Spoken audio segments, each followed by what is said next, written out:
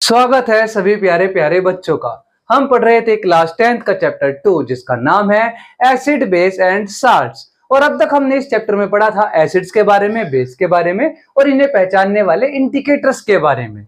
फिर उसके बाद हमने केमिकल प्रॉपर्टीज पढ़ी एसिड्स और बेसिस की, फिर देखा कुछ पीएच से रिलेटेड बातें। अब हम इस चैप्टर में देखेंगे साल्ट से रिलेटेड कुछ बातें। और ये वीडियो इंपॉर्टेंट इसलिए है क्योंकि साल्ट से हर बार सीबीएसई में हर साल क्वेश्चन आता ही आता है। तो चलिए देखते हैं, जानते हैं कुछ साल्ट से रिलेटेड बातें। देखो, जो हमारे साल्ट्स होते हैं उनके बारे में हमने इतना तो जान लिया था कि जब भी एसिड और बेस आपस में रिएक्ट करेंगे तो क्या बनेंगे, साल्ट एंड वाटर बनता है। मतलब साल्ट तो बनना ही बनना है जब भी एसिड और बेस आपस में क्या करेंगे, रिएक्ट करेंगे। अब ये जो साल्ट हमारे बनते हैं ये भी अलग अलग टाइप्स के साल्ट बनते हैं, जैसे कि इनको हम कैटेगराइज कर देते हैं। अब जैसे हमने देख लिया था, मान लो HCl एक एसिड लिया था, है ना, और साथ में लिया था क्या, NaOH एक बेस लिया, तो क्या बना, हमारा साल्ट बना क्या, जो कि क्या था, Na इधर से आया बेस से और एसिड से आया क्लोरीन, तो क्या बना, Na मेटल और क्लोरीन एक एलिमेंट, और क्या बन गया, NaCl साल्ट बन गया, है ना।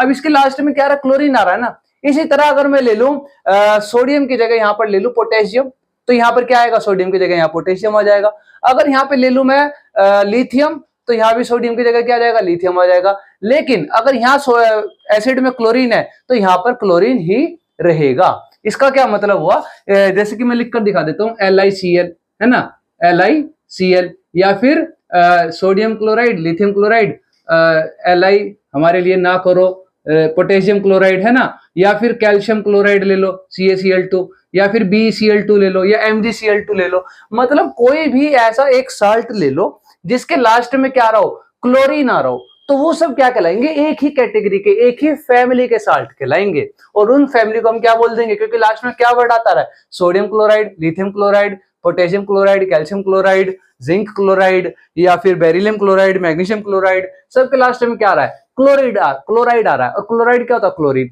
तो ये सभी साल्ट्स क्या कहलाएंगे, क्लोराइड साल्ट्स कहलाएंगे, फैमिली ऑफ क्लोराइड साल्ट्स। मतलब लास्ट में सबके क्या आ रहा है, क्लोरीन आ रहा है। और क्लोरीन का यहाँ पर अनायन है, क्योंकि साल्ट कैसे बनता है, एक कटायन है एक अनायन है, एक आयनिक कंपाउंड होता है साल्ट हमारा, है ना, जो कि कब बनता है आयनिक कंपाउंड, जब एक एसिड और बेस आपस में रिएक्ट करते हैं तो ये इनके, इसका कटायन और इसका अनायन आता है, आपस में मिलकर एक आयनिक कंपाउंड बना लेता है ना। तो वो जो आयनिक कंपाउंड बनाकर उसमें हर बार अनायन क्या है, सेम है, और एक ही अनायन है, कौन, क्लोरीन, तो वो कहलाएगा क्लोराइड फैमिली का साल्ट। इसी तरह अगर इस बार तो क्लोरीन आ गया हमारा अनायन, इस बार अगली बार कुछ और अनायन आ जाए, तो क्लोरीन की जगह फ्लोरीन आ जाए तो वो फ्लोराइड साल्ट कहलाएंगे, फैमिली ऑफ फ्लोराइड साल्ट।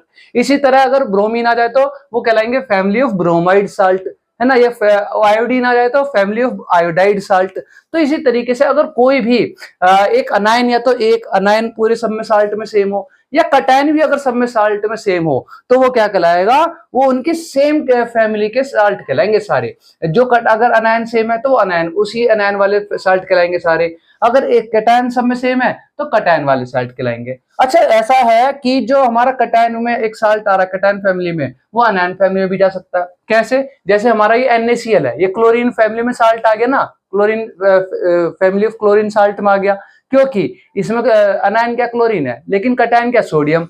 तो इसी तरीके से अगर कोई सोडियम वाले साल्ट हो सारे, जिसमें सब में कटायन क्या हो, सोडियम हो, जैसे कि NaCl तो इधर है ही, Na2SO4 सोडियम सल्फेट आ जाए हमारा, तो क्या होगा, यहाँ पे भी कटायन Na, यहाँ पे भी कटायन Na, तो ये कहलाएंगे फैमिली ऑफ सोडियम साल्ट्स। इसी तरीके से यहाँ पे सोडियम की जगह अगर मैं ले लूं पोटेशियम, ले लूं KCl या K2SO4, है ना, या Li ले लो LiCl या Li2SO4, तो वो सब क्या कहलाएंगे, Li फैमिली के साल्ट कहलाएंगे। अगर K था तो K साल्ट की फैमिली कहलाएंगे, पोटेशियम साल्ट की फैमिली।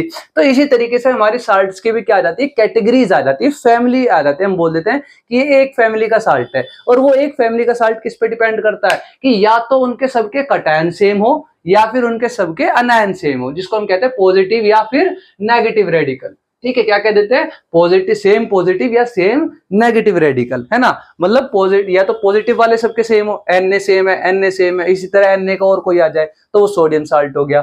K, यहाँ पे K आ जाए, KCl, K2SO4 या K वाले और भी कोई आ जाए तो वो K साल्ट की फैमिली यानी पोटेशियम साल्ट की फैमिली हो गई। इसी तरह ये तो इनमें सब में था कटायन सेम, है ना, पॉजिटिव रेडिकल सेम। अगर नेगेटिव रेडिकल आ जाए तो जैसे यहाँ भी क्लोरीन, यहाँ भी क्लोरीन, उधर इतने सारे क्लोरीन वाले, तो वो सब क्लोरीन फैमिली के साथ। इसी तरह अगर कोई भी एक सेम आ रहा है, या तो पॉजिटिव या तो पहले वाला पॉजिटिव वाला है ना, पहले वाला पॉजिटिव वाला, या बाद वाला नेगेटिव वाला है ना, वो अगर सेम हो जाए तो वो उसी एक फैमिली के क्या कहलाएंगे, साल्ट कहलाएंगे। क्लियर है? यहाँ तक साल्ट वाली फैमिली क्लियर हो गई हमारी कि कैसे कैसे साल्ट को फैमिलीज में कैटेगराइज कर देते हैं। चलो अब आगे बढ़ो। अब ये कह रहा है कि जैसे हमारे केमिकल सब्सटेंसेस का नेचर था एसिडिक नेचर या बेसिक नेचर, इसी तरीके से हमारे साल्ट्स का भी नेचर रहता है।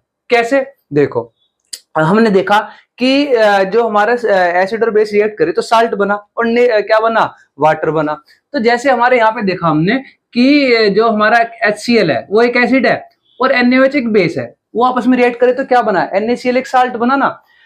ये कह रहा है कि जरूरी नहीं है हर बार एक ही नेचर का साल्ट बनेगा, ठीक है। अगर एसिड अलग है, यहां पर एसिड में कुछ और ले लूं और बेस भी कुछ और ले लूं और फिर साल्ट बने, तो वो अलग कैटेगरी का साल्ट बन सकता है, अलग नेचर का साल्ट बन सकता है। कैसे? कि अगर स्ट्रॉन्ग एसिड और स्ट्रॉन्ग बेस आपस में रिएक्ट कर रहे हैं, जैसे ये एसिड भी स्ट्रॉन्ग है और बेस भी स्ट्रॉन्ग है ना, इसका पीएच क्या रहता है, नियर 14 रहता है, अबाउट 14 है ना बेस का, और इस वाले एसिड का क्या नेचर रहता है, 1 और 2 के अराउंड रहता है ना। तो ये भी स्ट्रॉन्ग एसिड हो गया और ये भी स्ट्रॉन्ग बेस हो गया। तो जब स्ट्रॉन्ग ही एसिड और स्ट्रॉन्ग ही बेस आपस में रिएक्ट करे और क्या बनाए, साल्ट बना दे, तो क्या वो जो साल्ट बनेगा वो कैसा साल्ट होगा, वो न्यूट्रल साल्ट होगा। कि स्ट्रॉन्ग एसिड था और स्ट्रॉन्ग बेस था, दोनों ने एक दूसरे का जो नेचर था वो कैंसिल कर दिया और कैसा साल्ट बन गया, एक न्यूट्रल साल्ट बन गया। कैसा न्यूट्रल साल्ट बना, न्यूट्रल साल्ट। कब? जब स्ट्रॉन्ग एसिड और स्ट्रॉन्ग बेस आपस में रिएक्ट करे, जिसका पीएच क्या होता है, 7 के अराउंड रहता है ना, 7 के आसपास रहता है, या एग्जैक्ट 7 भी हो सकता है हमारा, ठीक है। तो वो कब बनेगा, जब स्ट्रॉन्ग एसिड होगा और स्ट्रॉन्ग ही बेस होगा। लेकिन अब एक कॉमन सेंस लगाना, अगर एक तो हो जाए स्ट्रॉन्ग और दूसरा रह जाए वीक, तो जो वीक वाला होगा वो एसिड वाले का नेचर पूरी तरीके से कैंसिल कर पाएगा, नहीं कर पाएगा ना। मान लो इसकी वैल्यू 10 है ना पॉजिटिव की, और इसकी वैल्यू भी है 10 माइनस की, तो पॉजिटिव 10 माइनस 10 एक दूसरे को तो कैंसिल कर सकते हैं, जिस वजह से वो 0 आ जाएगा। जैसे यहाँ पे स्ट्रॉन्ग एसिड और स्ट्रॉन्ग बेस ने एक दूसरे को कैंसिल करा और रिजल्ट आ गया न्यूट्रल साल्ट, ठीक है। लेकिन अगर एक हो जाए हमारा पॉजिटिव 10, एक हो जाए -5, तो क्या होगा, पॉजिटिव का 5 आ जाएगा। या एक -10 आ जाए और एक पॉजिटिव का 5 आ जाए, तो क्या होगा, फिर -5 आएगा। मतलब कैंसिल आउट करने के लिए दोनों बराबर की वैल्यू होनी चाहिए एक दूसरे को, है ना, समझ रहे हो। तो इसी तरीके से यहाँ पर भी अगर दोनों स्ट्रॉन्ग एसिड है, स्ट्रॉन्ग एसिड भी स्ट्रॉन्ग और बेस भी स्ट्रॉन्ग है, तब तो साल्ट हमारा कैसा बनेगा, न्यूट्रल बनेगा। लेकिन अगर हमारा एक स्ट्रॉन्ग हो जाए और एक बेस हो जाए, तो जो स्ट्रॉन्ग होगा, है ना, जो स्ट्रॉन्ग होगा एसिड या बेस, वही नेचर किसका हो जाएगा, साल्ट का हो जाएगा। जैसे कि अगर स्ट्रॉन्ग एसिड एक वीक बेस से रिएक्ट करता है तो स्ट्रॉन्ग क्या बनेगा, एसिड था, तो एसिड की क्या रहेगा, नेचर रहेगा किसका, साल्ट का, ठीक है। अगर वीक एसिड और स्ट्रॉन्ग बेस है तो साल्ट का नेचर भी बेसिक ही रहेगा, क्योंकि बेस क्या था, स्ट्रॉन्ग था, तो बेसिक क्या रहा, साल्ट का नेचर रहा।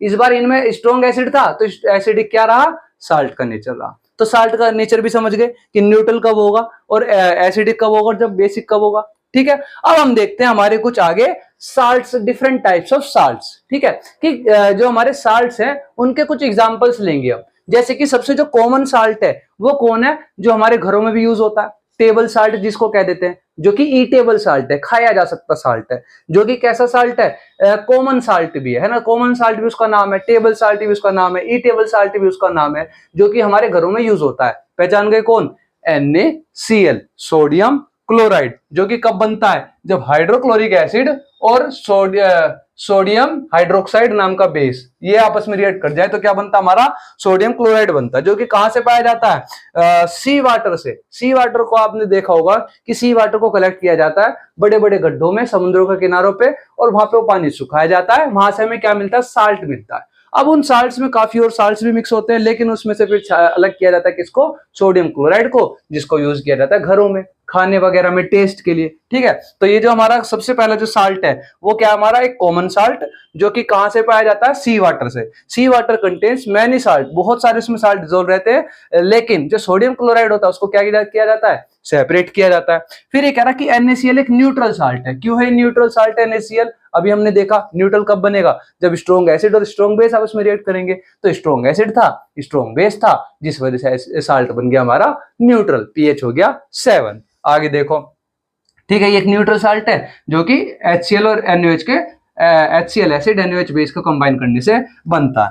फिर उसके बाद कह रहा जो ये सॉलिड साल्ट्स के कुछ डिपॉजिट्स होते हैं वो लार्ज क्रिस्टल के फॉर्म में पाए जाते हैं कई बार, और वो ब्राउन कलर के रहते हैं। ब्राउन कलर के क्यों रहते हैं? क्योंकि उनमें इंप्योरिटीज मिक्स रहती है। क्या रहती है? देखो, इंप्योरिटीज प्रेजेंट रहती है उनमें, जिनको हम क्या कह देते हैं? रॉक साल्ट कह देते हैं। तो यहीं से एक रॉक साल्ट की डेफिनेशन भी निकल के आ गई। कई बार एक नंबर में पूछ लेता है पेपर में कि व्हाट आर रॉक साल्ट्स, है ना, या व्हाट इज रॉक साल्ट। तो रॉक साल्ट क्या होते हैं? जब सॉलिड साल्ट के डिपॉजिट्स क्रिस्टल की फॉर्म में प्रेजेंट रहते हैं, जो कि ब्राउन कलर के होते हैं मोस्टली, किसकी वजह से? इंप्योरिटीज की वजह से ब्राउन कलर रहता है। उन साल्ट्स को हम क्या कह देते हैं? उन लार्ज क्रिस्टल साल्ट्स को, सॉलिड साल्ट्स को कह देते हैं रॉक साल्ट्स। ठीक है, अब इसके बाद ये कह रहा है कि जो हमारा NaCl है, ये इन्हीं इंप्योरिटीज को, from these impurities form of salts known as common salt and edible salt. मतलब ये जो हमारा NaCl सोडियम क्लोराइड साल्ट है, इन इंप्योरिटीज को अलग करके जो हमारा एक साल्ट है वो क्या कर लिया जाता है? अलग कर लिया जाता है, और उसे यूज किया जाता है हमारा घरों में। ठीक है, अब ये तो रही बात कॉमन साल्ट की, NaCl की। अब यही NaCl कॉमन साल्ट क्या है? रॉ मटेरियल है किसका? दूसरे साल्ट्स का। बहुत सारे साल्ट जो है इसी NaCl को यूज करके बनाए जाते हैं, जिसके कुछ एग्जांपल्स अब हम आगे देखेंगे, जो कि एग्जाम्स में आपके आते जरूर हैं, है ना। हर साल एक एग्जांपल, एक साल्ट से रिलेटेड क्वेश्चन हर बार जरूर आता है, और वो कुछ 4-5 साल्ट है जो भी हम आगे देखेंगे। जैसा कि अभी हमने देखा कि हमारा common salt NaCl sodium chloride easily accessible है, और वो उससे यूज करके हम काफी सारे अपने और दूसरे केमिकल सब्सटेंसेस फॉर्म कर सकते हैं। देखो, जैसे कि हमारा sodium hydroxide, baking soda, washing soda, bleaching powder, ये सब जो भी हम आगे पढ़ेंगे, उनमें पहला कौन है? हमारा सोडियम हाइड्रोक्साइड। अब जब ये साल्ट, ये जो हमारे केमिकल सब्सटेंसेस हैं, ये जब एग्जाम्स में आते हैं तो इनकी मोस्टली 5 चीजें पूछी जाती हैं: chemical name, chemical formula, common name, आम भाषा में क्या नाम से जाना जाता है, और प्रिपरेशन, और उसके अलावा यूजेस। तो ये 5 चीजें जो है हमारी मेजर, हमें याद इनके बारे में रखनी है। जैसे कि हमारा पहला हो गया कॉमन नेम। कॉमन नेम क्या है इसका? सोडियम हाइड्रोक्साइड का कास्टिक सोडा, है ना। कास्टिक सोडा के नाम से हम डेली लाइफ में से जानते हैं। कास्टिक सोडा हमारे घरों में भी यूज होता है। फिर उसके बाद ये कह रहा है केमिकल नेम क्या है इसका? केमिकल नेम यही है, केमिकल नेम वो होगा जिसमें केमिकल्स का नाम आ रहा होगा, और सोडियम और हाइड्रोजन और ऑक्सीजन ये क्या है? ये केमिकल्स की तो नाम है, सोडियम हाइड्रोक्साइड। फिर ये कह रहा है केमिकल फॉर्मूला क्या होगा? तो NaOH इसका क्या है? केमिकल फॉर्मूला है ना। Na सोडियम हो गया, O ऑक्सीजन हो गया, H हाइड्रोजन हो गया, OH को कह देते हैं हाइड्रोक्साइड, Na को कह देते हैं सोडियम, तो सोडियम हाइड्रोक्साइड। अब ये कह रहा है इसकी प्रिपरेशन क्या होती है? तो इसकी प्रिपरेशन के लिए हमारा जो NaCl कॉमन साल्ट है हमारा, वो यूज किया जाता है। अब वो यूज कैसे किया जा रहा है? उसका एक्वस सॉल्यूशन बनाया जा रहा है, और NaCl के एक्वस सॉल्यूशन को कहते हैं ब्राइन। तो क्या लिया जाता है? एक कंटेनर लिया जाता है। जैसे आपने चैप्टर 1 में हमने पढ़ा था डिकम्पोजिशन, और उसमें पढ़ा था इलेक्ट्रोलिटिक डिकम्पोजिशन। वहां पे हमने एक प्रोसेस समझा था इलेक्ट्रोलिसिस क्या होता है ना। इलेक्ट्रिसिटी पास करवाई जाती है, 2 रोड यूज की जाती है, एक कैथोड होती है, एक एनोड होती है। कैथोड हमारी नेगेटिव होती है, वो नेगेटिव टर्मिनल से कनेक्टेड रहती है। एनोड हमारी पॉजिटिव होती है, वो पॉजिटिव टर्मिनल से कनेक्टेड रहती है। ठीक है, तो अब इसके अंदर, इस कंटेनर के अंदर, ये तो हमारी हो गई 2 रोड्स। इसके अलावा इसमें ब्राइन डाला जाता है। ब्राइन क्या होता है? जैसे कि अभी मैंने बताया, एक्वस सॉल्यूशन ऑफ NaCl, है ना। NaCl में मिला दिया हमने वाटर, या फिर वाटर सॉल्यूशन ऑफ साल्ट भी कह देते हैं, कॉमन साल्ट, है ना। वाटर सॉल्यूशन ऑफ NaCl, उसको ब्राइन नाम दे दिया जाता है। तो ब्राइन इधर से हम डालेंगे, फिर क्या करेंगे? हम इलेक्ट्रिसिटी को पास करवाएंगे, और जैसे ही हम इलेक्ट्रिसिटी को पास करवाएंगे तो क्या होगा? जो हमारा NaCl है उसका डिकम्पोजिशन होगा। वो डिकम्पोज होगा मतलब वो टूटेगा, ब्रेक डाउन होगा उसका। और जैसे ही हमारा NaCl ब्रेक डाउन होगा, और जो हमारा H2 है उसका भी ब्रेक डाउन होगा। किसमें? H पॉजिटिव में और OH नेगेटिव में। वहीं जो NaCl था उसमें Na पॉजिटिव है और Cl हमारा नेगेटिव है। तो क्या होगा? क्योंकि हमारी एनोड कैसी है? पॉजिटिव है, और पॉजिटिव पर अट्रैक्ट होता है नेगेटिव, तो हमारा जो क्लोरीन है वो कहां पर जाके अट्रैक्ट होगा? एनोड की तरफ अट्रैक्ट होगा, और यहाँ से हमारी जो क्लोरीन गैस है वो पास आउट हो जाएगी, यहाँ से कलेक्ट कर ली जाएगी। और वही जो हमारा हाइड्रोजन गैस है वो रिलीज होगी हमारी कैथोड की तरफ से, वहां से रिलीज होगी और वहां से वो कलेक्ट कर ली जाएगी। और यहीं पर हमारे कैथोड के नीचे ही हमारा क्या बन जाएगा? NaOH एक बेस बन जाएगा। वैसे तो हमारा जो बेस है, जब वो NaOH कनेक्टेड रहता है तो वो एक दूसरे के आयंस क्या कर देते हैं, न्यूट्रलाइज हो जाते हैं। वैसे तो इलेक्ट्रिकली न्यूट्रल है वो NaOH, कब, जब वो कनेक्टेड है, लेकिन जब वो डिसोशिएट होता है तो पॉजिटिव नेगेटिव में डिसोशिएट होता है हमारा, ठीक है। तो जो हमारा H2O में से OH बना था वो जुड़ जाता जाके Na के साथ में, और हमारा क्या बन के तैयार हो जाता है, NaOH बन के तैयार हो जाता है। ये था हमारा पूरा प्रोसेस सोडियम हाइड्रोक्साइड के फॉर्मेशन का, या फिर कह सकता हूं कास्टिक सोडा के फॉर्मेशन का, जिसमें क्या हुआ कि हमने ब्राइन डाला NaCl का साल्ट सॉल्यूशन, और उसमें क्या करवा दी, इलेक्ट्रिसिटी पास करवा दी बस। अब उसमें H2O था, उसका H अलग टूटा, positive H positive, OH negative अलग टूटा। हमारा NaCl था, उसका Na पॉजिटिव अलग टूटा, Cl नेगेटिव अलग टूटा।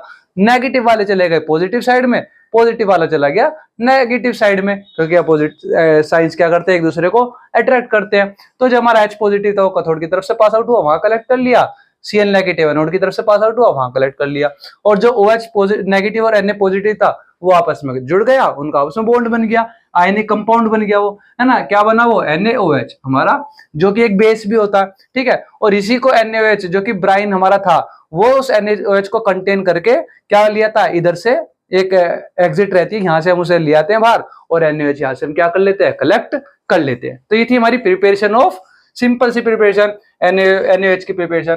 अब इस प्रोसेस को हम क्या कहते हैं, जो हमने प्रोसेस किया पूरा NaOH बनाने का, इस प्रोसेस को कहते हैं क्लोर अल्कली प्रोसेस। क्यों, क्योंकि क्लोर से बना क्लोरीन, तो क्लोरीन भी बन रही है इसके अंदर, तो क्लोर नाम आ गया। और अल्कली, NaOH क्या हमारा एक बेस है जो कि वाटर में सोल्यूबल है। ये क्या है, एक्वस सॉल्यूशन ही तो यहाँ पे अंदर था, तो उसमें क्या है, ये सोल्यूबल है। तो इस यहाँ पे एक अल्कली बन रहा है, एक बेस बन रहा है हमारा NaOH, तो इसलिए इस प्रोसेस का नाम रख दिया गया क्लोर अल्कली प्रोसेस। उसके अलावा क्या कह रहा है, ये हमारी रिएक्शन हो गई कि NaCl डाला H2O में, और फिर उसमें क्या करवा दी, इलेक्ट्रिसिटी पास करवा दी। जैसे इलेक्ट्रिसिटी पास करवाई दी तो इसका Na इसके OH के साथ जाके मिलकर NaOH बना लिया, इसका Cl अलग हो गया, Cl2 बन के गैस निकल गई, और इसकी हाइड्रोजन अलग से गैस बन के निकल गई, ठीक है। अब ये कह रहा है कि अब पांचवी जो चीज आती है, देखो हमने चार चीज कर ली, common name, name, chemical formula और प्रिपरेशन। अब पांचवी चीज आती है हमारी इसकी यूजेस। इसके यूजेस क्या है, यूजेस इसके कह रहे कि जो हमारे NaOH हमारा कास्टिक सोडा, वो यूज किया जाता है डीग्रीसिंग मेटल्स करने में, मतलब मेटल्स को डीग्रीस करने में। जब मेटल्स पे ग्रीस इकट्ठा हो जाता ना, तो उसको डीग्रीस, यानी कि जो उसके ऊपर ग्रीस जमा हो गया उसे हटाने में हमारा कौन काम आता है, ये NaOH काम आता है। उसके अलावा सोप्स और डिटर्जेंट्स वगैरह इंडस्ट्री में काम आता है हमारा NaOH उन्हें बनाने में, ठीक है। इसके अलावा पेपर मेकिंग इंडस्ट्रीज में, जहाँ पे हमारी पेपर्स बनाए जाते हैं ना, पेपर की मिल फैक्ट्रीज वगैरह होती है, वहां पे काम आता है हमारा NaOH। उसके अलावा हमारा जो आर्टिफिशियल फाइबर्स होते हैं, हमारे पढ़े ना, नेचुरल फाइबर, आर्टिफिशियल फाइबर, तो वो जो आर्टिफिशियल फाइबर्स बनाए जा रहे हैं केमिकल्स का यूज करके, वहां पर भी हमारा क्या यूज होता है, NaOH यूज होता है। अब ये तो थी बात यूजेस ऑफ NaOH। इसके अलावा जो क्लोरीन और हाइड्रोजन गैस निकली, वो वेस्ट थोड़ी जाएगी, वो भी यूज ली जाएगी किसी ना किसी काम में, उनके भी अलग अलग अपने यूजेस है। तो इसलिए काफी एफिशिएंट हमारा ये प्रोसेस है, क्योंकि इसके अंदर कुछ भी वेस्ट नहीं जा रहा, जो भी बना NaOH बना वो तो हमारा मेन है प्रोडक्ट, वो तो यूज करेंगे ही हम। उसके अलावा जो हाइड्रोजन और क्लोरीन निकल रही है वो भी यूज की जाती है। देखो कैसे, जो हमारा क्लोरीन है वो वाटर ट्रीटमेंट में यूज किया जाता है। आपके फिल्टर वगैरह आरओ लग रहे होंगे घर में भी, वहां पे भी क्लोरीन का यूज होता है उसके जो है वाटर को ट्रीटमेंट करने के लिए, यानी वाटर को प्योरीफाई करने में, फिल्टर करने में, है ना। तो वाटर ट्रीटमेंट प्लांट्स में, कहीं स्विमिंग पूल्स वगैरह में भी क्लोरीन की बॉल्स डाली जाती हैं, ताकि जो है हमारा पानी उसका स्विमिंग पूल का कैसा रहे, साफ रहे, है ना। PVC वगैरह पाइप जो होते हैं वो बनने में जो है हमारा जो है ये क्लोरीन यूज किया जाता है। डिसइंफेक्टेंट्स, कहीं भी जो डिसइंफेक्टेंट्स उसमें हमारा यूज होता है, क्या, क्लोरीन यूज होता है। CFCs में, पेस्टिसाइड्स में, इन सब में हमारी क्लोरीन गैस यूज होती है। वही जो हमारी हाइड्रोजन गैस है वो फ्यूल्स में काम आती है। बहुत सारी ऐसे जेट्स वगैरह या जो हमारे रॉकेट्स वगैरह होते हैं, वहां पे hydrogen as a fuel use किया जाता है। अब गाड़ियां वगैरह भी इंजन जो है इनके डिस्कवर होने लग रहे हैं, जिनसे जो कि हाइड्रोजन गैस पर रन होंगे, है ना, हाइड्रोजन गैस पर चलेंगे।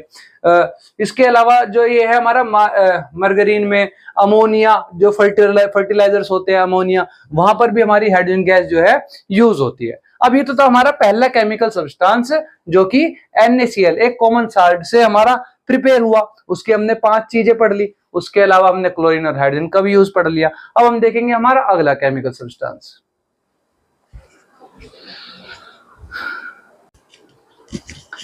अब हमारा अगला केमिकल सब्सटेंस है ब्लीचिंग पाउडर। ये नाम भी आपने सुना ही होगा। जो हमारा ब्लीचिंग पाउडर है वो ब्लीच करने में काम आता है, और ब्लीच करना आपने सुना ही होगा।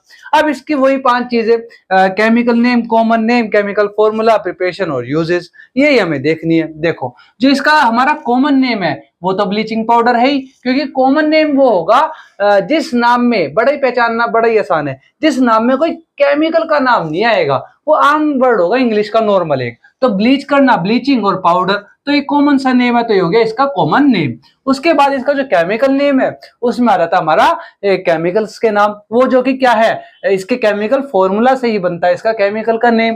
केमिकल फॉर्मूला क्या है, CaO, O से ऑक्सीजन, Ca से कैल्शियम और Cl से क्लोरीन, तो CaOCl2 केमिकल फॉर्मूला हो गया इसका। इसी से बना इसका केमिकल नेम। या तो बना लो कैल्शियम ऑक्सीक्लोराइड, है ना, Ca से कैल्शियम, O से ऑक्सी, Cl से क्लोराइड, तो कैल्शियम ऑक्सीक्लोराइड, या फिर इसको कैल्शियम हाइपोक्लोराइड भी बोल देते हैं। तो ये तो होगा इसके कॉमन नेम, केमिकल नेम और केमिकल फॉर्मूला। अब इसका प्रोसेस कि ये बनता कैसे है।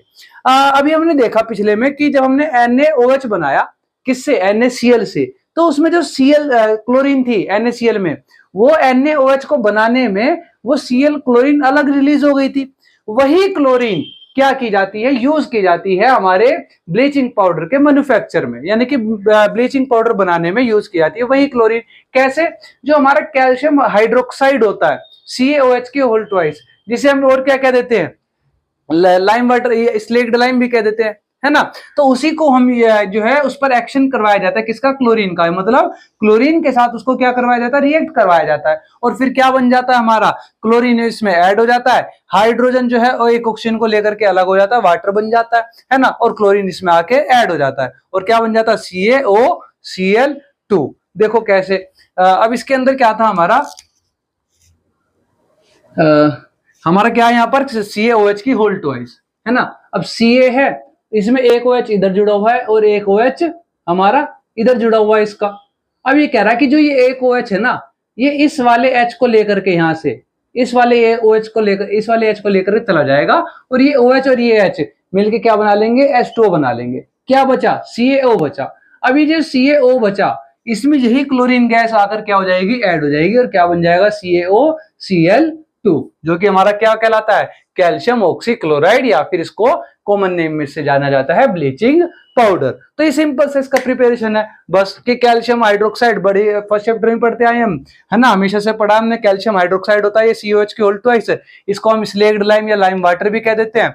ये जब इसको ड्राई करवा दिया जाए, है ना, इस स्लेक्ड लाइम को क्या कर दिया जाए, ड्राई कर दिया जाए, सुखा दिया जाए, तो फिर उसके बाद जब इसमें हम क्लोरीन से रिएक्ट करवा दें, तो हमारा ये कैल्शियम ऑक्सीक्लोराइड बन के तैयार हो जाता है। ठीक है, ये इसकी हमारी प्रिपरेशन के स्टेप्स हो गए कि bleaching powder is produced by the action of chlorine on dry slaked lime, है ना।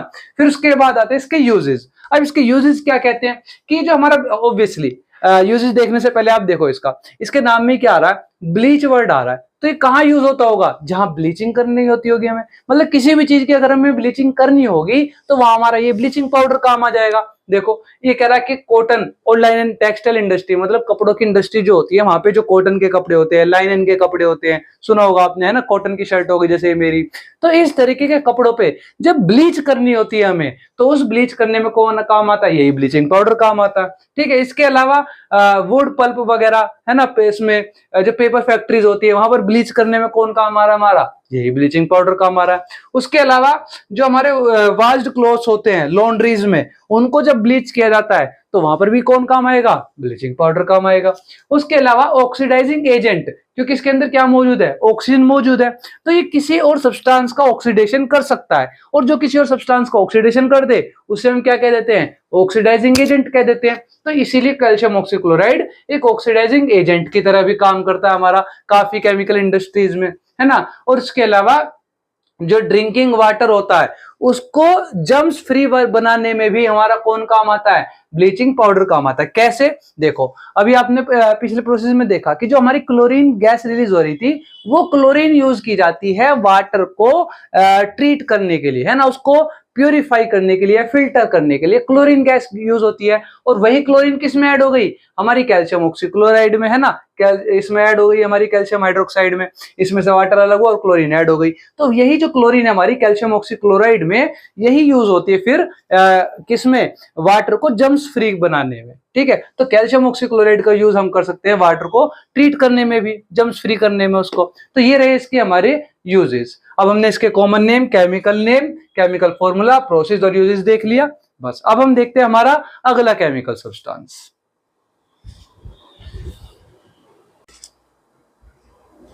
हमारा अगला केमिकल सब्सटेंस है बेकिंग सोडा। और बेकिंग सोडा हमारे घरों में, किचन्स में बहुत ज्यादा यूज किया जाता है। अक्सर हम कहते हैं मम्मी छोले भटूरे बना दो, फिर क्या आता है, मैदे का आटा आता है भटूरे बनाने के लिए। और उस मैदे के आटे में, ताकि वो अच्छे से प्रिपेयर हो जाए, उसमें क्या डाला जाता है, बेकिंग सोडा ही तो डाला जाता है।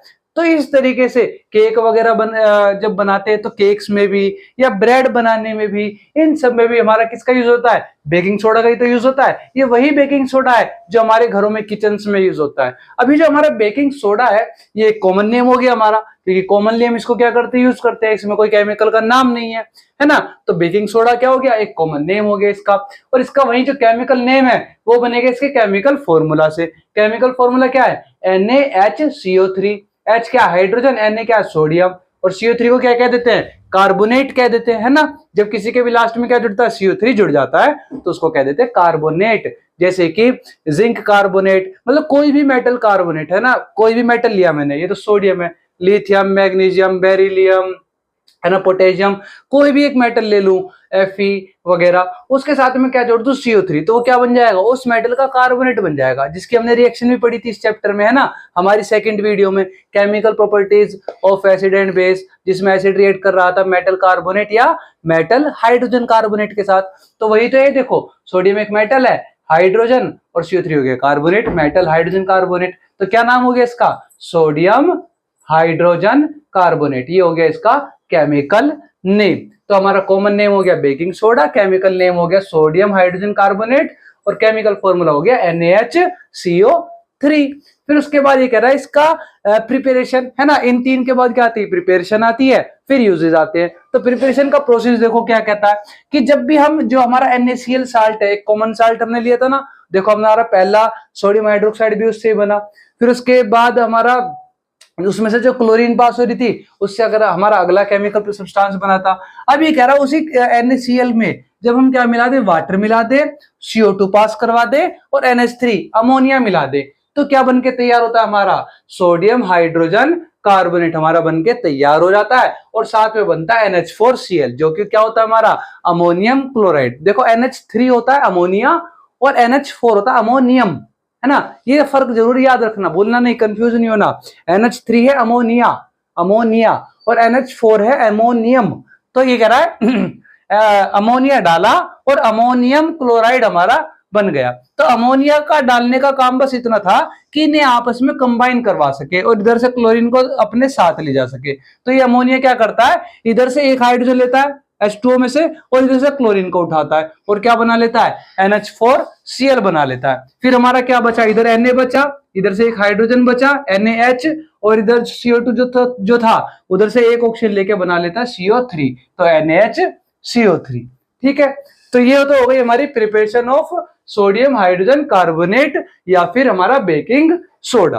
अब आते हैं इसके यूजेस। जैसे कि हमने देखा हमारी किचन में बहुत ज्यादा इसको यूज किया जाता है फॉर फास्टर कुकिंग, मतलब जो आटा हमारा भटूरा बनने में यूज होना था वो जल्दी से प्रिपेयर हो जाए, उसके लिए क्या डाला जाता है, उसमें बेकिंग सोडा ऐड किया जाता है। इसी तरह बहुत सारे हमारे फूड सब्सटेंसेस में बेकिंग सोडा को क्या किया जाता है, ऐड किया जाता है किचन में, है ना। इसके अलावा एंटासिड का भी एक अच्छा इंग्रेडिएंट है ये, क्योंकि ये क्या है, ये एक हमारा बहुत अच्छा क्या है, साल्ट है, जो कि जिसका नेचर कैसा, बेसिक है ना। कैसा, ये बेसिक साल्ट है, और वो भी नॉन कोरोसिव, है ना, mild non corrosive basic salt है, मतलब इसको हम इजीली खा सकते हैं, एडिबल है ये, है ना। बहुत से हमारे बेस या एसिड ऐसे होते हैं ना जिन्हें हम खा ही नहीं सकते, तो बेसिस भी ऐसे होते हैं जिन्हें हम खा नहीं सकते, लेकिन ये बेस ऐसा है असल में तो साल्ट है, पर इसका नेचर बेसिक है और इसको हम खा सकते हैं। अब क्योंकि इसका नेचर बेसिक है तो ये एसिड में मिलकर क्या कर देगा, उसे न्यूट्रलाइज कर देगा, न्यूट्रलाइजेशन रिएक्शन हो जाएगी। तो इसलिए हम क्या कह रहे हैं कि इसको एक एंटासिड की तरह भी इसको यूज किया जा सकता है। और एंटासिड कौन होते हैं, वो बेस जो एसिड को न्यूट्रलाइज करने में के लिए यूज किए जाते हैं, ये खाए जाते हैं, है ना। अब इसके अलावा अगला यूज क्या कर रहा है, सोडा एसिड फायर एक्सटिंग्विशर, मतलब जहां पर आग बुझानी होती थी, अब तो खैर ये नहीं यूज होता, पहले क्या होता था कि जब आग बुझानी होती थी तो वहां पर हम बेकिंग सोडा डालते थे। बेकिंग सोडा क्यों डालते थे, क्योंकि जब बेकिंग सोडा को, सोडियम हाइड्रोजन कार्बोनेट को जब हीट करते हैं ना, देखो ये रहा, किचन में भी यही होता है, जब इसमें किसी फूड सब्सटेंस में हमने बेकिंग सोडा डाला और उसे फिर खाने को पकाया, तो जब वो खाना पक रहा होता है ना, उसे हीट तो मिलती है उसे, तो जब उसे हीट मिलती है तो सोडियम कार्बोनेट अलग निकल जाता है, H2 अलग निकल जाती है और CO2 अलग निकल जाती है। और फायर एक्सटिंग्विशर में भी क्या होगा, मतलब कहीं आग लग रही होगी, वहां हमने बेकिंग सोडा डाल दिया तो उसे क्या मिली, हीट मिली, तो अगेन वही Na2CO3 बनेगा, सोडियम कार्बोनेट, वाटर इसमें से अलग हो जाएगा और CO2 अलग हो जाएगी। और CO2 क्या काम आती है, आग बुझाने की तो काम आती है। और आग कैसे बुझती है, जहां भी आग लगी हुई है वहां पर जब उसकी ऑक्सीजन की मात्रा खत्म हो जाएगी तो आग अपने आप बुझ जाएगी, है ना, क्योंकि ऑक्सीजन से ही तो आग लगती है। कहीं भी जो आग लगेगी वो कैसे लगेगी, क्योंकि वहां पर क्या प्रेजेंट है, ऑक्सीजन प्रेजेंट है। ऑक्सीजन वहां की खत्म हो गई तो आग अपने आप बुझ जाएगी। और ऑक्सीजन खत्म कैसे होगी, जब ऑक्सीजन की मात्रा कम हो जाएगी, जब कार्बन डाइऑक्साइड की मात्रा वहां पर बढ़ जाएगी। तो कार्बन डाइऑक्साइड की मात्रा वहां पर बढ़ाने के लिए क्या यूज किया जाता था, बेकिंग सोडा यूज किया जाता था ताकि आग बुझ जाए। लेकिन अब ऐसा नहीं होता, अब डायरेक्टली जो है प्रिपेयर्ड CO2 आती है, प्रिपेयर्ड हमारे फायर एक्सटिंग्विशर्स आते हैं जिनमें गैसेज होती है जो कि आग बुझाने में काम आती है। पहले ऐसा हुआ करता था, ठीक है, तो पहले फायर एक्सटिंग्विशर में यूज होता था। अब ये क्या कह रहा है, फॉर मेकिंग बेकिंग पाउडर। अब बेकिंग सोडा से बनता है बेकिंग पाउडर, है ना। और वही बेकिंग पाउडर हमारा किस में काम आता है, मतलब बेकिंग सोडा को भी हम कह सकते हैं बेकिंग सोडा यूज होता है। लेकिन बेकिंग सोडा भी कैसे यूज हो रहा है, क्योंकि बेकिंग सोडा से बनाया जा रहा है बेकिंग पाउडर, और उस बेकिंग पाउडर से बनाए जा रहे हैं हमारे केक वगैरह या जो भी ब्रेड वगैरह होते हैं ना, हम खाते हैं, मार्केट में आते हैं हमारे ब्राउन ब्रेड या व्हाइट ब्रेड, उनको वो फूले फूले क्यों रहते हैं, क्योंकि उनमें जो हमारी CO2 गैस प्रोड्यूस होती है, उससे क्या होता है, या बेकिंग पाउडर से क्या होता है, जो हमारी फूड सब्सटेंसेस होते हैं वो स्पॉन्जी और सॉफ्ट हो जाते हैं। ठीक है, वो कैसे होते हैं वो भी हम देखेंगे। फिलहाल हमने क्या देखा कि जैसे हमने बेकिंग सोडा को हीट किया तो क्या बना, Na2CO3 H2 और CO2। और यहीं से हमने देखा कि क्या नाम है, जब बेकिंग सोडा को से ही हम बेकिंग पाउडर भी बना सकते हैं। ये तो रही बात बेकिंग सोडा की। अब हम देखते हैं बेकिंग पाउडर। अब हम देखेंगे बेकिंग पाउडर के बारे में। वैसे तो बेकिंग पाउडर से रिलेटेड चीजें हमारी घर में मम्मियों को सबको पता ही होता है ना।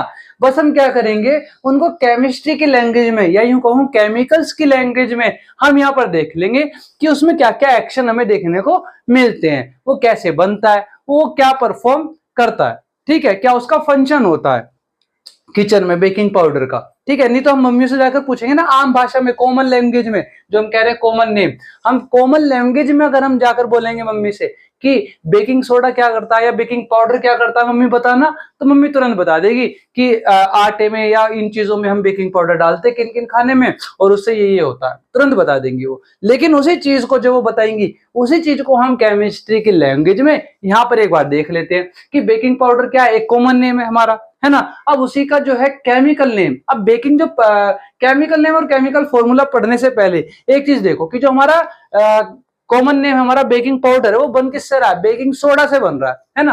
और बेकिंग सोडा से कैसे बन रहा है कि जो बेकिंग सोडा हमारा, इसमें जब हम कोई भी एडिबल एसिड, एडिबल मतलब जिसको हम खा सकते हैं, सभी एसिड को तो नहीं खा सकते, जिस एसिड को हम खा सकते हैं ऐसा माइल्ड कोई एडिबल एसिड हो वो मिला दे किसमें, बेकिंग सोडा में, तो क्या होगा, CO2 बनेगी, H2O बनेगी और सोडियम साल्ट बनके तैयार हो जाएगा। जैसे कि वैसे तो HCl को हम खा नहीं सकते, लेकिन अगर एग्जांपल लूं मैं, है ना, HCl, तो यहाँ पे क्या होता, H तो इधर चला जाता है ना, CO2 इधर चला जाता, CO2 बन गई इधर से, एक ऑक्सीजन बचा, ये एक H ये रहा, एक H ये रहा, 2 H और एक ऑक्सीजन मिलके वाटर बन गया। फिर इधर से क्या बचा, Na बचा, इधर से क्या बचता, Cl बचता, तो सोडियम साल्ट क्या बन जाता, NaCl बन जाता। लेकिन NaCl हम खा नहीं सकते, ये मैंने एक इजी सा एग्जाम्पल लिया। लेकिन अगर हम कोई भी एडिबल साल्ट ले, कोई भी एडिबल एसिड ले, एसिड में सब में H पॉजिटिव तो होगा ही होगा, है ना।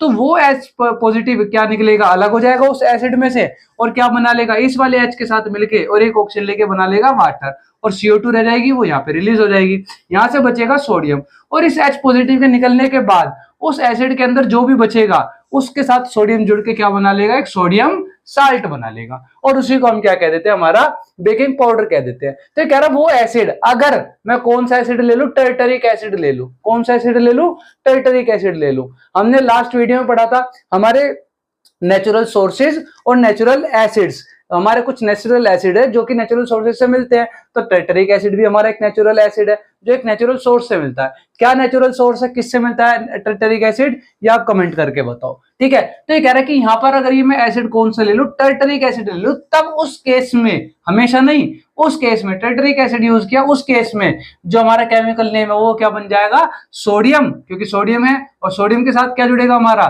टर्टरिक एसिड जुड़ेगा, तो सोडियम टर्टरेट नाम बन जाता है उसका, जिसका केमिकल फॉर्मूला थोड़ा सा कॉम्प्लेक्स है, Na2C4H4O6, इसलिए मैंने यहां पर ये एसिड लिखा नहीं है, क्योंकि जनरली इससे रिलेटेड क्वेश्चंस जो आते हैं एग्जाम में वो कभी भी रिएक्शन के या केमिकल नेम या केमिकल फॉर्मूला कभी नहीं आता, सिर्फ इसके क्या आएगा, बेकिंग पाउडर के यूजेस आ जाएंगे, या फिर जैसे कि हमारा बेक या ब्रेड को क्या कर देना, केक को फ्लफी कर देना, इससे रिलेटेड जो है इसमें एग्जाम्स में क्वेश्चन हमें देखने को मिलेंगे। ये हमारे chemical name chemical formula baking powder से नहीं आएगा, बेकिंग सोडा से आएगा, ठीक है, और बेकिंग सोडा से कई बार आता है, तो बेकिंग सोडा का जरूर याद रखना। इसका मैंने एक बार फिर भी एक बता दिया, आइडिया दे दिया आपको कि अगर मैं एसिड कौन सा ले लूं, एक टर्टरिक एसिड ले लूं, तो नाम ये पड़ जाएगा हमारा केमिकल नेम सोडियम टर्टरेट, और केमिकल फॉर्मूला ये हो जाएगा। इसकी जगह कुछ और एसिड लूंगा तब कुछ और नाम आ जाएगा यहाँ पे, केमिकल नेम और कुछ और केमिकल फॉर्मूला आ जाएगा। क्लियर है। अब आगे देखो, ये कह रहा है कि इसकी मेकिंग कैसे है, वही जो अभी हमने बात करी कि बेकिंग सोडा में हम एसिड मिला दे, माइल्ड एडिबल एसिड, कोई भी खाने वाला, एडिबल मतलब जिसको खा सके, है ना, कोई भी खाने वाला एसिड मिला दे तो CO2 रिलीज होगी, वाटर बनेगा और सोडियम साल्ट बनके तैयार हो जाएगा। अभी क्या कह रहा है कि जो हमारा बेकिंग पाउडर है उसको जब हम हीट करेंगे, ये रिएक्शन अभी पिछली स्लाइड में भी देखी थी हमने, कि जब भी हम बेकिंग पाउडर को हीट करेंगे और सोडियम हाइड्रोजन कार्बोनेट जो होगा वो क्या होगा, डिकम्पोज हो जाएगा, और डिकम्पोज होने के बाद उसमें से क्या रिलीज होगी, CO2 रिलीज होगी, और क्या बन जाएगा, सोडियम कार्बोनेट बन जाएगा। देखो ये रहा सोडियम कार्बोनेट, और क्या रिलीज हुई हमारी, CO2 रिलीज हो गई। और जब ये CO2 जो रिलीज हुई हमारी, यही क्या करती है, हमारे केक को या ब्रेड वगैरह को या मैदे के आटे को, इन सब चीजों को हमें क्या कर देती है, फ्लफी बना देती है ना, फुला देती है इनको, है ना, स्पॉन्जी कर देगी, फ्लफी कर देगी, मतलब फुला देगी, सॉफ्ट बना देगी। और फिर उसके बाद ये कह रहा है कि जो हमारा टर्टरिक एसिड होगा, जो उसके अंदर आ गया, हमारा फूड सब्सटेंस के अंदर जो कड़वाहट आ गई है, बिटर टेस्ट आ गया है ना, एक कड़वापन सा आ जाता है, उसको दूर कर देता कौन, हमारा टर्टरिक एसिड। और ये जो हमारा क्या नाम है, टर्टरिक एसिड है, ये इसको जो है कड़वाहट को दूर कर देता है, जो कि किसकी वजह से हो रहा है, सोडियम कार्बोनेट की फॉर्मेशन की वजह से हो रहा है। और ये रही इसकी हमारी रिएक्शन, NaHCO3 को अगर हमने हीट किया तो सोडियम कार्बोनेट बनी, NaHCO3 हमारा बेकिंग सोडा था, सोडियम कार्बोनेट बना, CO2 गैस रिलीज हुई, और क्या बन गया हमारा, वाटर बन के तैयार हो गया। तो ये तो था हमारा बेकिंग पाउडर के बाद बेकिंग सोडा के बाद बेकिंग पाउडर। अब देखते हैं हमारा अगला केमिकल सब्सटेंस। अब है हमारा अगला केमिकल सब्सटेंस जो कि है वॉशिंग सोडा। और जैसे कि हमें नाम से पता लग रहा है, नाम में आ रहा है वॉशिंग, वॉशिंग मतलब धोना, तो कपड़े धोने, फर्श धोने, बर्तन धोने, तो कहीं पर भी हमारा जो धोने वाला काम है वो वाला काम कौन कर रहा होगा, यही वॉशिंग सोडा कर रहा होगा। घरों में भी आपके यूज होते होंगे, सर्फ वगैरह है ना, डिटर्जेंट्स आपके घरों में यूज होते होंगे, तो बस वही इसी के बारे में हमें पढ़ना है। कॉमन लैंग्वेज में हम इसके बारे में ऑलरेडी जानते हैं, क्या काम करता है, कैसा होता है दिखने में, है ना, हमारा धुलाई में काम करता है, साफ सफाई में काम आता है, बस केमिकल इसके बारे में हमें जानना है। तो जो केमिकली इसका जो केमिकल नेम है वो है हमारा सोडियम कार्बोनेट डेकाहाइड्रेट। क्यों, क्योंकि सोडियम मतलब Na, कार्बोनेट मतलब CO3, और डेका का मतलब होता है 10, और हाइड्रेट मतलब वाटर।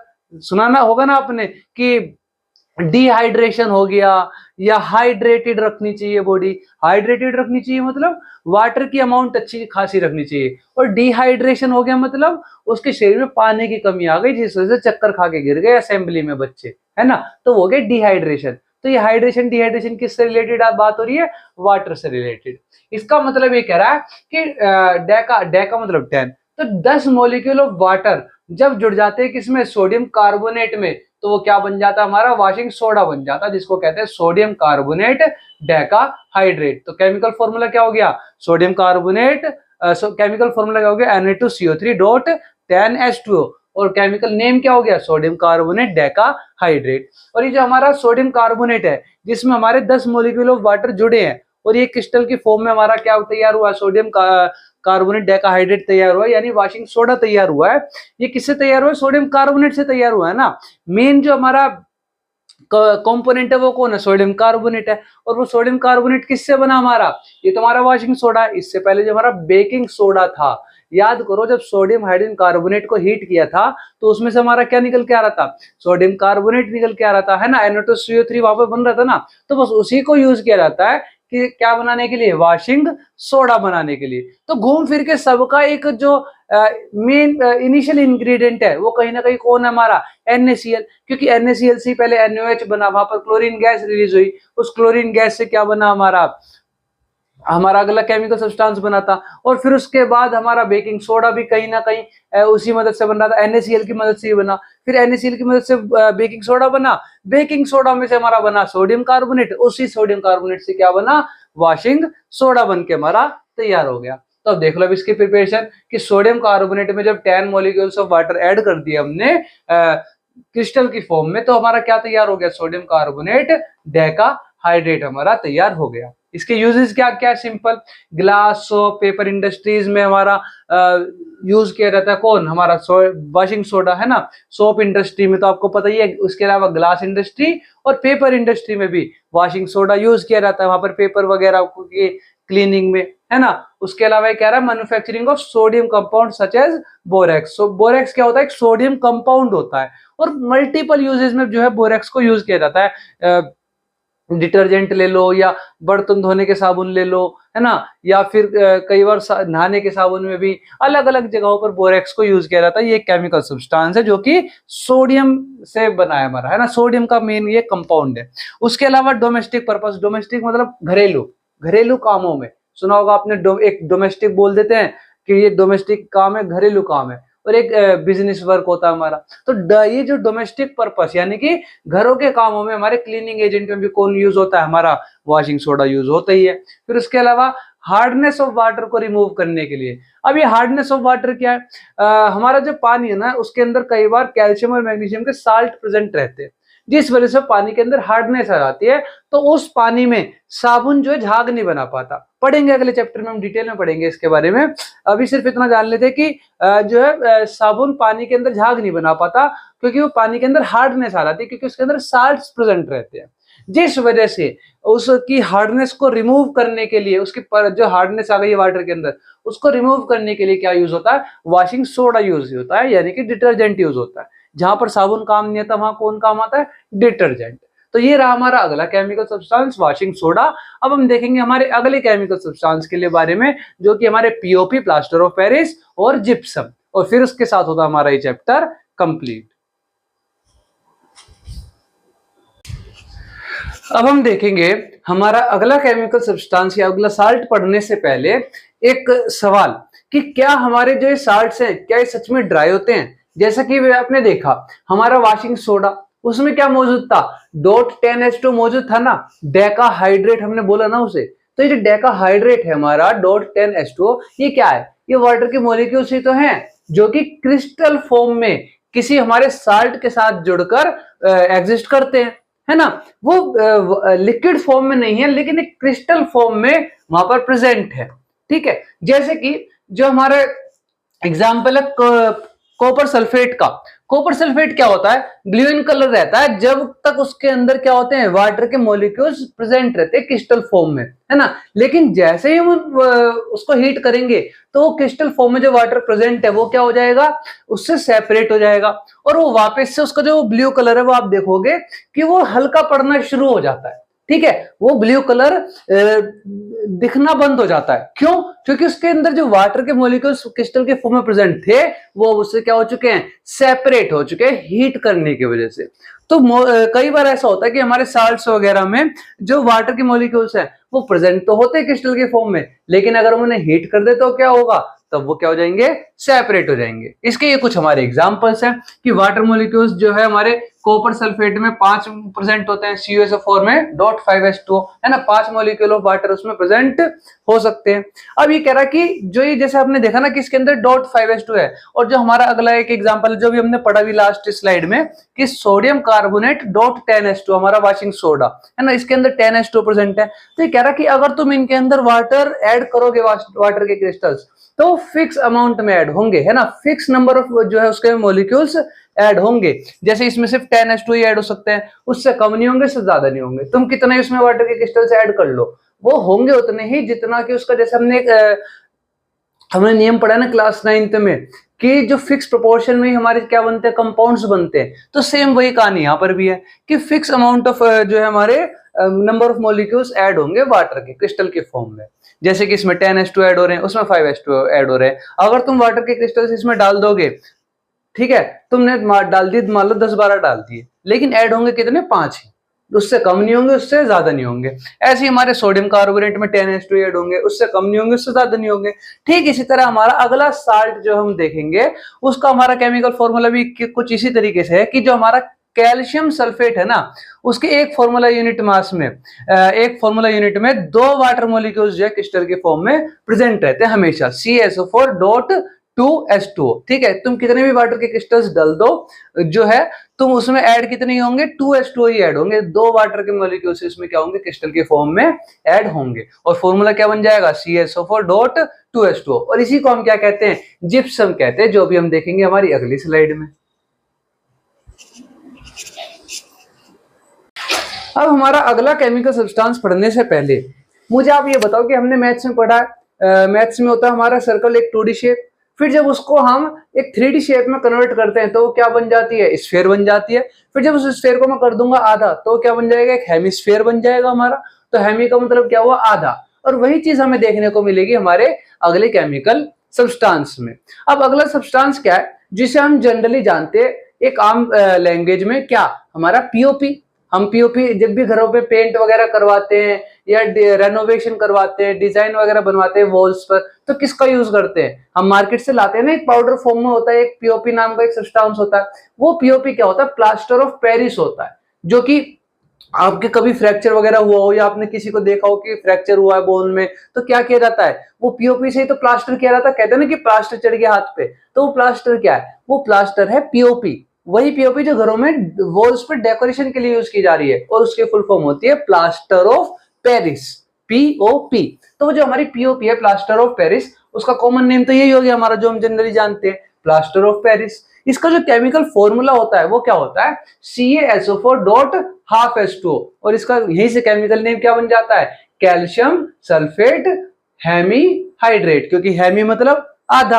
अब इसकी जो प्रिपरेशन है वो कैसी होती है, जैसे कि अभी हमने देखा लास्ट स्लाइड में कि 1 फॉर्मूला यूनिट में, कैल्शियम सल्फेट के 1 फॉर्मूला यूनिट में जब भी हम वाटर के क्रिस्टल्स ऐड करेंगे तो कितने क्रिस्टल्स ऐड होंगे, 2 क्रिस्टल ऐड होंगे। और जब उसी कैल्शियम सल्फेट के 1 फॉर्मूला यूनिट में 2 क्रिस्टल ऐड हो जाएंगे वाटर के, तो उसे हम क्या बोलेंगे, CaSO4.2H2O, और जिसका हमने क्या नाम देखा, जिप्सम।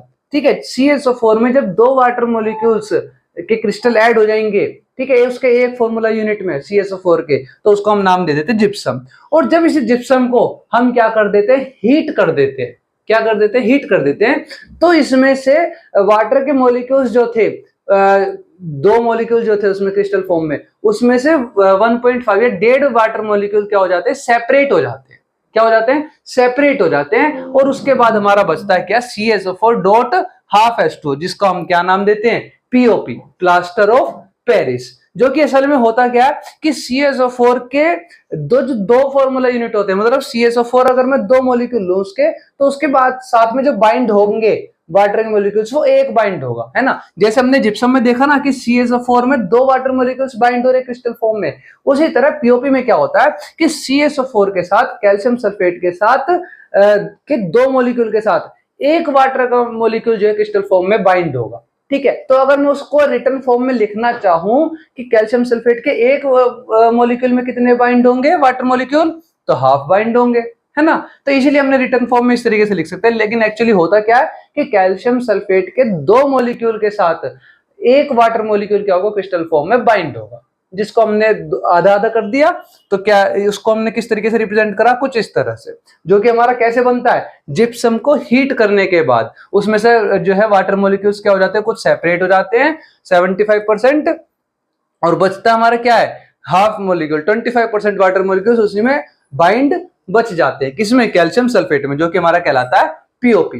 अब इसी को अगर मैं रिएक्शन को क्या कर दूं, रिवर्स कर दूं, ये जो हमारा पीओपी है जो हम लाते हैं मार्केट से, किस फॉर्म में, पाउडर फॉर्म में, है ना, ये क्या पीओपी पाउडर है, ये हमारा पाउडर फॉर्म में जो होता है वो पीओपी होता है। उसमें फिर हम घर ला के क्या करते हैं, वाटर ऐड करते हैं, है ना, वॉल्स वगैरह पे लगाने से पहले क्या करते हैं, वाटर ऐड करते हैं ना, या आपने कभी प्लास्टर चढ़ते हुए देखा हो तो वो भी क्या लेकर आते हैं, एक पट्टी सी लेकर आते हैं, वो पाउडर फॉर्म की वो पीओपी होती है, फिर उसे क्या करते हैं, वो वाटर में डुबोते हैं, और फिर उसको जो है वो हमारे हाथ पर या पैर पर जहां भी फ्रैक्चर हुआ है कभी, वहां पर वो उसे क्या करते हैं, एक तरीके से लपेट देते हैं चारों तरफ, है ना। तो वो क्या होता है हमारा कि जो हमारा पीओपी है, calcium sulphate dot half H2, उसको क्या किया जाता है, जो हम मार्केट से ला रहे पाउडर फॉर्म में, उसमें वाटर ऐड किया जाता है दोबारा, ठीक है, और वाटर ऐड होते ही उसमें कितने मॉलिक्यूल बन जाएंगे दोबारा से, 2H2O बन जाएंगे, जो कि कहलाएगा जिप्सम, और उसी जिप्सम से हम क्या कर देते हैं, दीवारों पे डेकोरेशन कर देते हैं, ठीक है। तो ओरिजिनली हमारा क्या होता है, जिप्सम होता है, फिर उसको हीट करते हैं तो पीओपी बनता है, वो पाउडर फॉर्म में बन जाता है, और उसी पाउडर फॉर्म में घरों में डेकोरेशन वगैरह करने के लिए दोबारा से क्या किया जाता है, उसमें वाटर ऐड किया जाता है, और फिर वही जो जिप्सम बन के तैयार होता है हमारा सॉल्यूशन, उससे हम क्या कर देते हैं, डेकोरेशन कर देते हैं। तो ये हमारी प्रिपरेशन है इसकी, कि जो हमारी पीओपी है उसको ऑब्टेन किया जा सकता है सिंपली जिप्सम से, जिप्सम को हीट करके, और जिप्सम क्या कर देता है, लूज कर देता है अपने वाटर मॉलिक्यूल्स, और क्या बन जाता है, हमारा पीओपी बन जाता है। और इसी पीओपी जो कि अब एक एक्चुअली हमारा पाउडर फॉर्म में है, उसको हम क्या करेंगे, अगर दोबारा मिक्स कर दे वाटर के साथ तो क्या बन जाएगा, हमारा दोबारा से जिप्सम बन जाएगा। इसके यूजेस क्या है, अभी हमने देख लिए, फ्रैक्चर ऑफ बोन को सपोर्ट देने के लिए, उस ताकि बोन्स हमारी सही पोजीशन पर आ जाए, अपने ओरिजिनल पोजीशन पर जहां भी फ्रैक्चर हुआ है, और उसके अलावा टॉयज वगैरह बनाने में, है ना, या फिर डेकोरेशन करने में, डेकोरेटिव मटेरियल्स वगैरह बनाने में, उसके अलावा कहीं सरफेस को स्मूथ बनाना है तो वहां भी कौन काम आएगा, ये हमारी पीओपी काम आएगी। तो ये थे हमारे पीओपी के यूजेस। इसी के साथ हमारा पीओपी खत्म होता है टॉपिक, और इसी के साथ हमारा chapter 2 acid base and salts होता है कंप्लीट।